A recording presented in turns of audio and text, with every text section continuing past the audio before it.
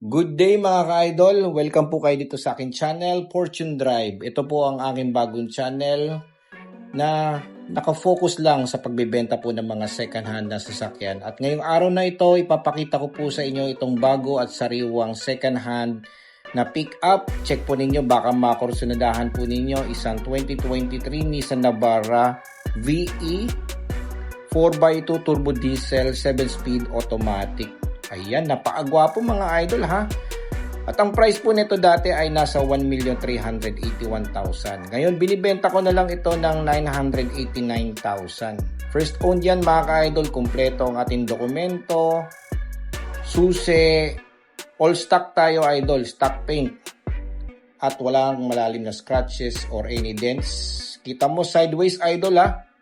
Wala po kayong makita dyan ang any signs na nabangga yung ating unit. At syempre, hindi rin po yan inabot ng lunod baha. Side profile natin, makikita po ninyo na wala po kayong mapapansin na any alon-alon dyan or masilyado. Dahil paikot yan mga ka-idol, bakal na bakal yan. 17-inch alloy wheels po tayo, stock yung ating alloy wheels at makapal pa ang gulong. Running board natin, still original pa rin yan idol. Walang mga chief off. Ayan. At yung rear tire naman natin, ginamitan po yan ng trailing drum mga ka-idol. Stock din po yan. 80 liters fuel tank capacity. Siyempre, tipid sa diesel yan mga ka-idol.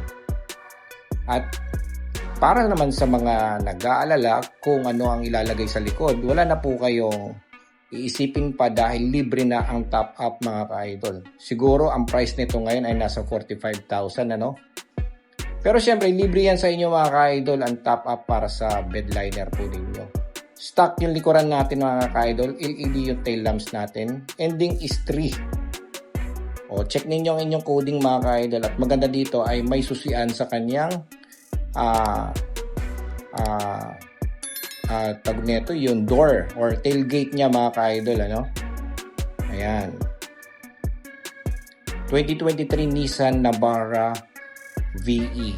Ayan Kabilang side, makikita nyo idol, napakakinis.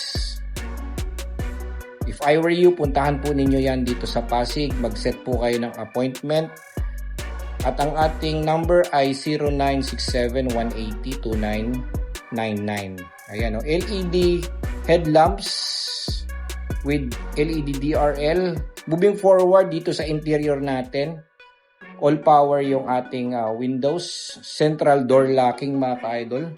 Keyless entry tayo with intelligent key smart, engine immobilizer, at napakalinis po ng ating dashboard. Wala po kayong makita dyan ng any signs na dinikatan po ng any adhesive. 22,000 ang ating Odo. Urig Odo mga ka-idol. Okay, untampered po yan. And 3-spoke steering wheel. May mga controls din po dito para sa ating infotainment. 8-inch touchscreen infotainment with Apple CarPlay, Android Auto, Bluetooth function, USB, 7-speed automatic mga ka-idol, dalawang cup holder. At fabric seats tayo mga ka-idol. Ayan, yung ceiling natin napakalinis, walang stain.